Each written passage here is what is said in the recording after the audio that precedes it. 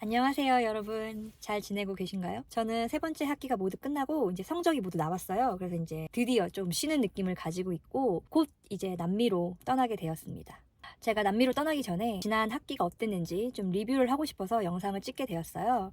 지난 학기에 총 4과목을 들었고요. 중에 2개는 인펄슨 클래스, 그리고 나머지 2개는 온라인 클래스였는데, 온라인 클래스 중에서도 에이싱크로너즈라고 해서 교수의 강의가 없는 제 스스로 모든 걸 공부해야 하는 그런 수업을 들었습니다. 그리고 성적은 A 플러스 3개, A 마이너 하나 이렇게 나왔는데요. A 마이너에 대한 좀 아쉬운 마음이 좀 있는데 그거는 조금 나중에 얘기를 드릴게요. 인펄슨 클래스부터 시작을 할게요. 통계학부터 하겠습니다. 사실 제가 통계학을 온라인 강의로 들을까 잠깐 고민했었는데 쉽지 않다라는 얘기를 어디서 들어가지고 인펄슨 클래스를 선택을 했고요. 인펄슨 클래스를 잘한 것 같아요. 이 수업이 진짜 많은 공식이 있어요.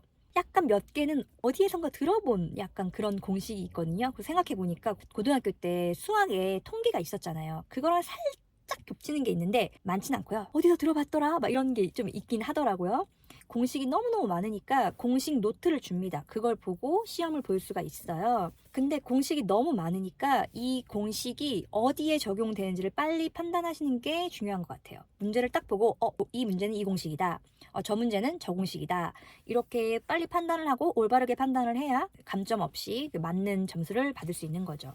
그리고 개인적으로는 초반이 조금 더 어려웠던 것 같아요. 그러니까 중간고사까지가 제일 어려웠던 것 같고, 그리고 중간고사 이후부터가 조금 더 공식이 심플해져요. 근데 문제가 좀 비슷비슷해지는 감도 좀 더 있는 것 같긴 하네요. 그리고 무엇보다 이게 조금 힘들었던 게 시험이 너무 많은 거예요. 시험이 총 6번 있는데 이 교수만 6번이 있는 건지 모든 통계학 수업이 6번이 있는 건지 그건 잘 모르겠어요. 근데 6번 중에 2번은 중간고사 기말고사고 나머지 시험 4개는 퀴즈라고 해서 포션이 그렇게 크진 않아요. 토탈에서 15%니까 하나당 3.75% 정도 이렇게 들어가는데 어쨌든 시험이니까 시험이라는 그런 약간 중압감? 좀 무게감? 이런 게 있어서 공부를 허투루 할 수가 없는 거예요, 저는. 그 총 6번의 시험이 거의 2주에 한 번씩 있는데 통계학 시험 자체가 너무 어려웠다기보다는요. 시험이니까 시험 준비를 하잖아요. 시험 준비를 한 것 때문에 다른 과목에 대해서는 좀 많이 공부할 시간을 뺏긴 거예요. 그래서 그 점이 조금 힘들었던 것 같아요. 그리고 중간고사까지는 조금 저는 힘들었던 게 중간고사까지 퀴즈 2번에 중간고사 1번이 있는데요. 퀴즈 같은 경우는 1시간을 주고 한 10문제를 풀게 하는데 그 10문제 중에 자잘한 문제들이 조금 더 있거든요. 그러니까 저는 정말 너무너무 바쁜 거예요. 퀴즈 시간에. 제가 나만 이런가? 나만 이렇게 힘든가 해서 같은 반 친구한테 물어봤어요. 혹시 너도 그렇게 시간이 모자라니? 그랬더니 그 친구도 모자란대요. 그래서 중간고사까지는 시험이 너무 어려워서 문제가 아니라 시험 시간이 너무 빠듯했어요. 그래서 시간 관리를 되게 잘하셔야 된다고 생각이 들어요. 근데 중간고사 이후부터는 공식도 조금 간단해지고 문제 수도 좀 줄였더라고요. 그래가지고 그 이후부터는 뭐 시간이 모자란다거나 시간이 빠듯해서 힘들었다 이런 적은 없었어요.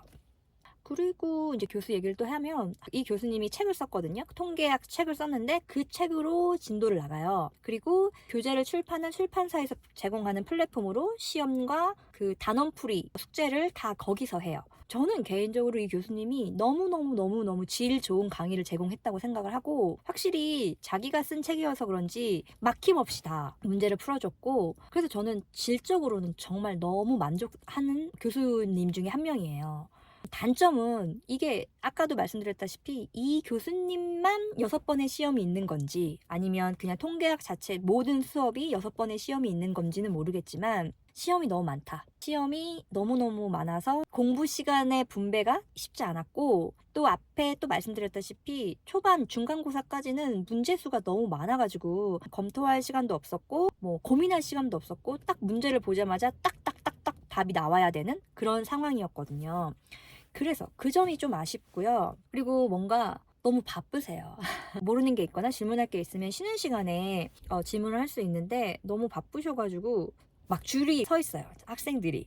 그래서 그러니까 너무 나이스하게 물어보면 알려주시는데 너무 바빠 보이셔서 뭔가 물어보기 조금 미안한 그런 마음이 조금 들었어요. 시험도 그렇게 어렵지 않아요. 교재에 있는 문제 많이 풀어보고 수업 시간에 이제 교재에 있는 문제 중에 몇 개를 뽑아가지고 수업을 나가는데 그 문제를 많이 풀어보시면 퀴즈에서는 크게 어려운 점이 없어요. 거의 비슷하게 나오거든요. 간혹 풀어보지 않은 문제에서도 나오기는 하는데 한 문제? 뭐 이 정도 나오거든요. 제 생각에는 100점 맞으시려면 교재에 있는 모든 문제를 풀어보시고 그냥 나는 몇 개 틀려도 돼 뭐 이런 정도면 교수님이 풀어준 문제만 풀어봐도 괜찮을 것 같아요.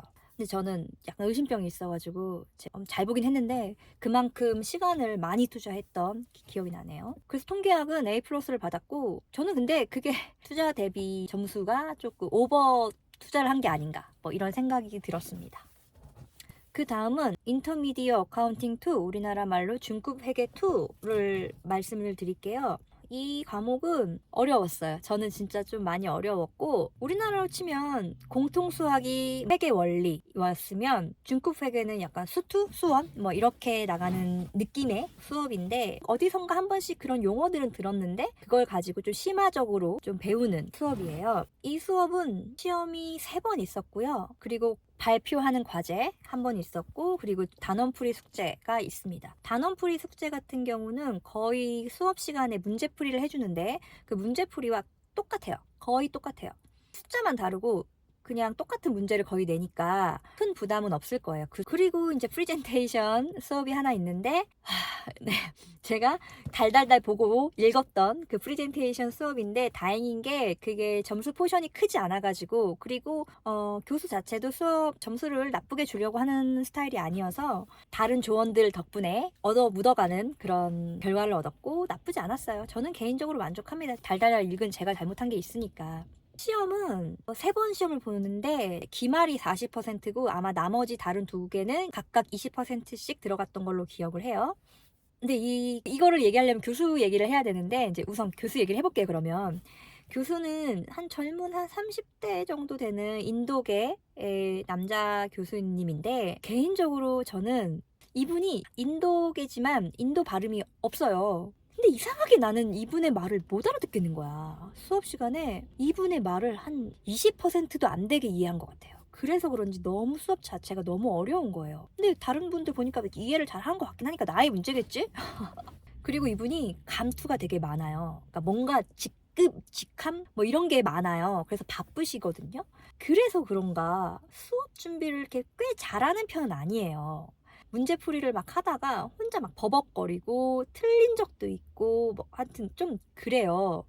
그래서 저는 이분 수업을 들으려면 예습을 꼭 하시라고 그래야 이해가 간다고 말씀을 드리고 싶고 근데 이분 되게 좋은 게 되게 시험 어렵게 안 내요. 되게 쉽게 내는 편이고 학생들한테 점수를 까기 위해서 막 이렇게 막 전투적인 그런 교수 아니고 되게 점수를 후하게 주려고 노력하시는 그런 교수님 중에 한 분이시거든요.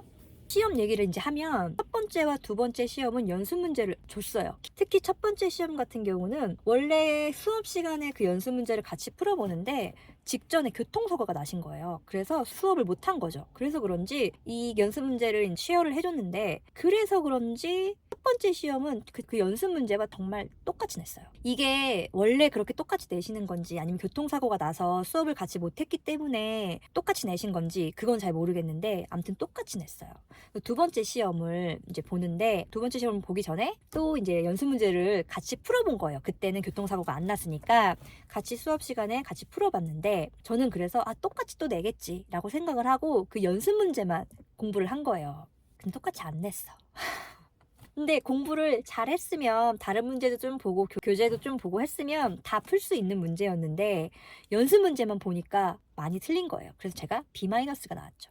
그리고 나서 이제 기말인데 기말은 연습 문제를 주지 않았어요. 그 대신 어디서 낼 거라고 포인트를 찍어줬어요. 그러니까 다행이죠. 진짜 좋으신 분이죠. 그래서 그 부분만 열심히 공부하면 되는 거였고 또 하나는 시험을 딱 보는데 이분이 점수를 주려고 작정을 하셨다고 느끼는 게 되게 자잘하게 문제를 만들었어. 한 문제당 예를 들면 0.1점 정도의 포션이 되게끔 자잘하게 문제를 나눠주셔가지고 부분 점수를 엄청 많이 받아갈 수 있는 그런 환경을 제공해 주신 거예요. 그래서 기말에서 그 전에 시험에서 B- 맞았던 걸 굉장히 많이 회복을 할 수 있었어요. 그래서 이 과목도 A+를 받았죠. 그리고 프리젠테이션 말씀을 드리면 읽는 거 안 되고 그리고 약간 아이디어적인 걸 되게 좋아하시고요. 그리고 약간 프레젠테이션 팬시한 거 좋아하세요. 효과음 들어가고 막 이런 거 참고하실 분들은 참고하시라고 말씀을 드릴게요. 이제 세 번째 과목에 대해서 말씀을 드리면 이거 제가 현타 와가지고 막 울었던 그 과목이에요. 프레젠테이션 앤 커뮤니케이션인가 커뮤니케이션 앤 프레젠테이션인가 아무튼 그 과목인데 아마 저희 학교 세이트 비즈니스과 입학하시면 아마 첫 학기에 들으시게 될 거예요. 이 과목 되게 유용해요. 비즈니스 이메일 보내는 법, 뭐 레주메, 인터뷰 보는 거, 커버레터 쓰는 법 같은 거 배우고 어느 회사에 입사하고 나서 보고서나 프레젠테이션 하는 법 등을 배울 수 있거든요. 이 과목은 시험이 없어요. 다 과제로 이제 성적이 나가고 이게 그리고 속선반이어서 저는 2개월 만에 끝이 났죠. 그리고 제가 원래 이 과목을 에이싱크로너즈 온라인으로 신청을 한 이유가 사실 제가 영어를 많이 못하고 사람들 앞에서 얘기하는 걸 너무너무 힘들어 하거든요. 그래서 분명히 사람들 앞에서 프레젠테이션을 하겠지라고 생각을 해가지고 이걸 못할 것 같은 거예요. 그래서 온라인으로 그래서 들은 거거든요. 사실 온라인으로 하게 되면 저는 프레젠테이션을 안 할 줄 알았어요. 그냥 보고서나 이런 걸로 대체를 하겠지라고 생각을 했는데 녹화를 하더라고. 나는 그걸 생각을 못했네. 녹화를 해가지고 업로드를 해서 그분이 그 녹화된 영상을 보고 점수를 주는 그런 시스템이었어요.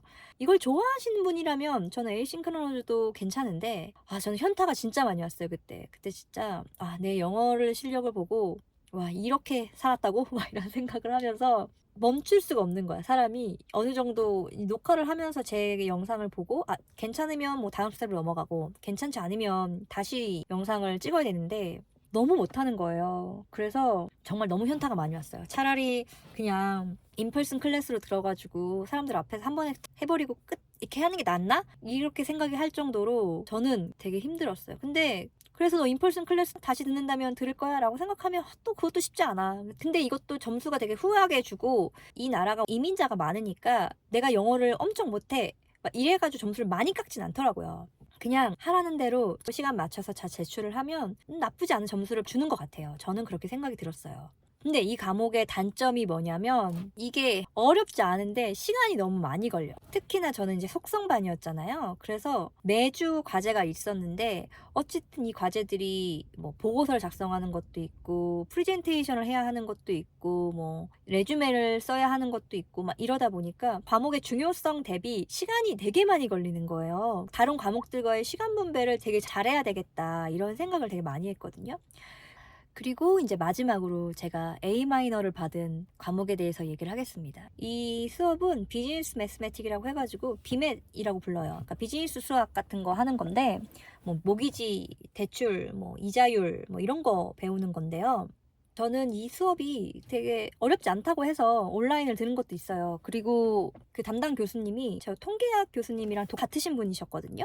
근데 그 교수님 평판이 굉장히 좋아서 이 분이 비맷 인펄슨 클래스는 안 하시고 온라인 클래스만 그것도 에이싱크로너즈만 하시더라고요. 그래서 에이싱크로너즈로 비맷을 들은 거예요. 시험이 4개 정도 있었고 과제 2개 있었고 단원풀이 숙제 매주 그레이드 되는 단원풀이 숙제 있었고요. 근데 저는 개인적으로 다 끝나고 보니 이 과목을 인펄슨으로 들어야 된다고 생각을 하게 됐고요. 왜냐면 저는 쉽지 않았어요. 저는 이 과목이 공식 당연히 많고 공식 다 외울 필요 없이 공식 노트를 다 제공을 하거든요. 그럼에도 불구하고 어려웠어요. 그리고 이제 단원풀이 이제 숙제가 있는데 이게 뭐가 나올지 모르니까 교재에 있는 모든 문제를 다 풀어보게 되는 거예요.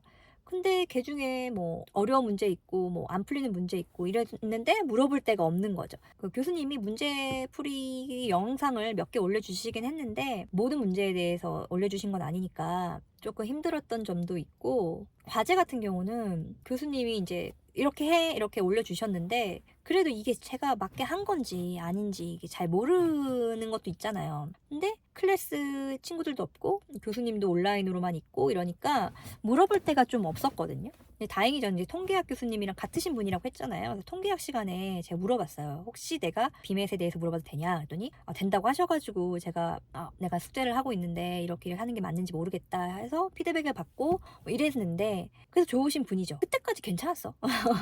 그래서 다행히 저는 뭐 단원풀이 숙제, 뭐 과제 이런 거 다 좋게 받고 있었어요. 그리고 이제 시험 보는데 시험이 4번 본다고 했잖아요. 3번째까지도 괜찮았어. 근데 사실 좀 힘들긴 했어. 왜냐면 번째 시험과 세 번째 시험은 이 교수님만 그런 건지 이 비매 수업 자체가 다 그런 건지는 사실 잘 모르겠는데 온라인으로 시험을 보는데 첫 번째, 세 번째 시험 말고 두 번째, 네 번째 시험은 온라인으로 답을 클릭하는 거 외에 저희가 노트를 써가지고 그 풀이 과정을 다 써야 돼요.